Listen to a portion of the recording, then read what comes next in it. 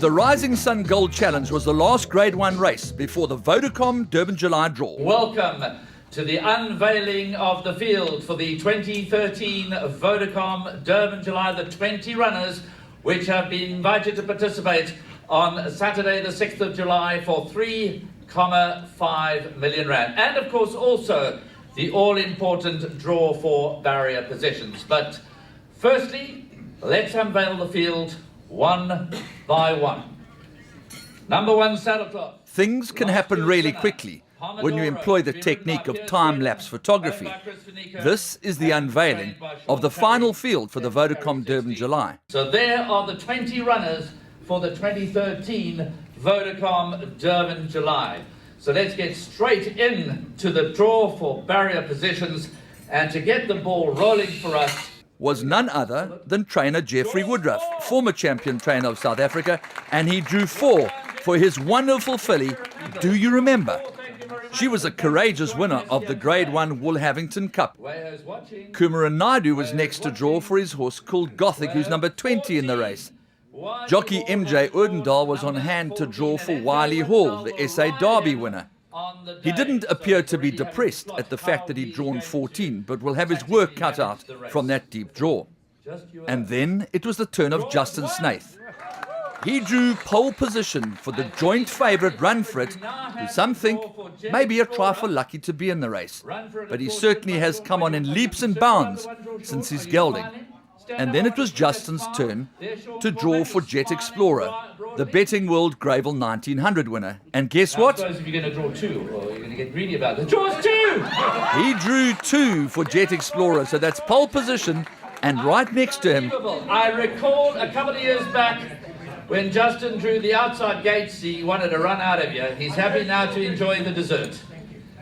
Well done, Justin. Did you psych yourself up for the draw? Did you zone in? Did you lie in bed last night thinking about the magnetism of getting these low numbers? It's a terrible job. It's got to be one of the worst jobs. I was actually speaking to Gavin van Zyl now and to Jeff Woodruff.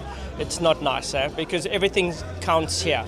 This is where the race will be decided, the pace, everything on the draws. And, I walked in and I saw the plate I wanted. It was as simple as that. I chose that plate, and all I needed was to come up soon enough to grab that plate.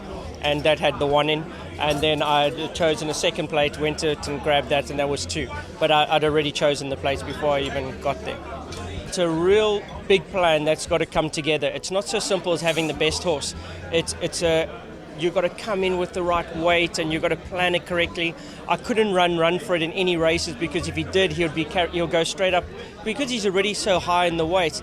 A bit like Shogunner in a way. Yeah, any win would rocket him near the top of the weight and pretty much take his chances away. So you've got to decide, do you want to go win the Gravel 1900 or the Cup Trial, or do you want to win the July? You must make the decision. And luckily with Jet Explorer, he was so low. He had to qualify. He had to qualify him. So in winning that, he just got himself in the July. But in just getting himself in, he's given himself one of the bottom weights. So he's a serious contender as well. Hey, it's lucky. Hard work and luck, it goes hand in hand. 3 to go. Number 18. The Summer Cup winner, Wagner. Your horse has got the most phenomenal weight. Well, and I've been in the game a long time, and I do believe that I know something about the game. First time in my life that I've seen a Summer Cup winner carrying bottom weight in a VODACOM July. Best weighted horse in this race by a long shot. Everything we beat in the Summer Cup, we meet in on identical terms or better terms. The prep has gone extremely well. I'll make him a massive runner, and he's got the class to win it. We've looked after him for the last 6-7 months to come in with this weight, and I've always believed that July's weight counts. We go back to the days of Model Man, Bush Telegraph. There was a massive difference. Bush Telegraph won it. Gray's in with 51. I'm starting to get confident. We've got our job to do still, but on the day I'm very confident that he'll be cherry ripe on the day, 100% fit, and I'm getting excited at the moment. Funny thing is, last year I had all 4 of these horses, probably in the order that they're on the board right now, and I didn't ever think there was 9 pounds between him and Pomodoro. I thought there was a lot more than 1 pound between Pomodoro and the other 2. So if I have to look at it, he's the right weight. He's carrying the right mark. He's a fit horse.